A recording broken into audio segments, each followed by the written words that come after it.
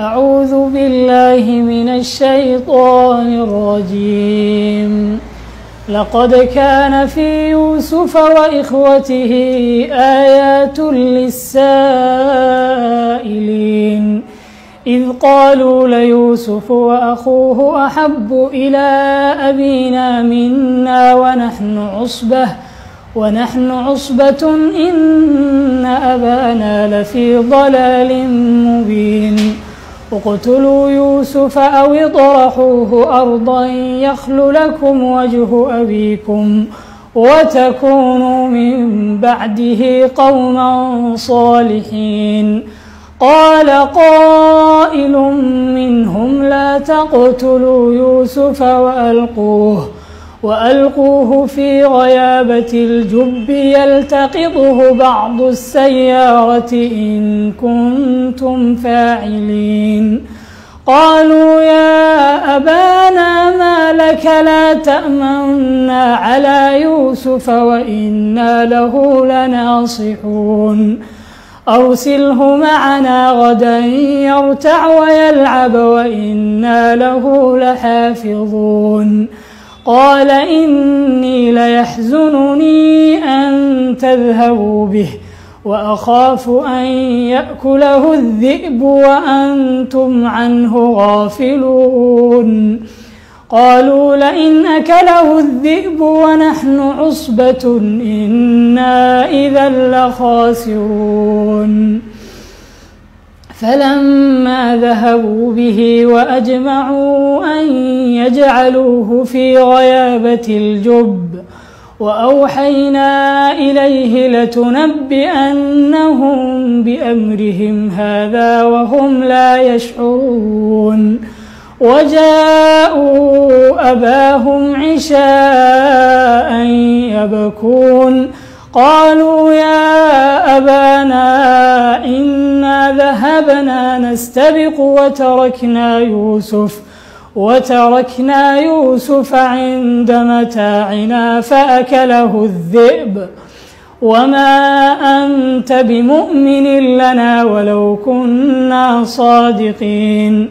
وجاءوا على قميصه بدم كذب قال بل سولت لكم أنفسكم أمرا فصبر جميل والله المستعان على ما تصفون. وجاءت سيارة فأرسلوا واردهم فأدلى دلوه قال يا بشرى هذا غلام وأسروه بضاعة والله عليم بما يعملون. وشروه بثمن بخس دراهم معدودة وكانوا فيه من الزاهدين. وقال الذي اشتراه من مصر لامرأته أكرمي مثواه عسى أن ينفعنا أو نتخذه ولدا. وكذلك مكنا ليوسف في الأرض ولنعلمه من تأويل الأحاديث والله غالب على أمره ولكن أكثر الناس لا يعلمون. ولما بلغ أشده آتيناه حكما وعلما وكذلك نجزي المحسنين. وراودته التي هو في بيتها عن نفسه وغلقت الأبواب وقالت هيت لك. قال معاذ الله إنه ربي أحسن مثواي إنه لا يفلح الظالمون. ولقد همت به وهم بها لولا أن رأى برهان ربه كذلك لنصرف عنه السوء والفحشاء إنه من عبادنا المخلصين. واستبق الباب وقدت قميصه من دبر وألف يا سيدها لدى الباب.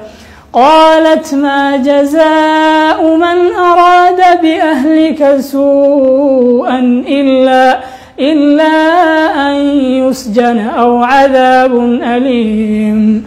قال هي راودتني عن نفسي وشهد شاهد من أهلها إن كان قميصه قد من قبل فصدقت وهو من الكاذبين وإن كان قميصه قد من دبر فكذبت وهو من الصادقين. فلما رأى قميصه قد من دبر قال إنه من كيدكن إن كيدكن عظيم.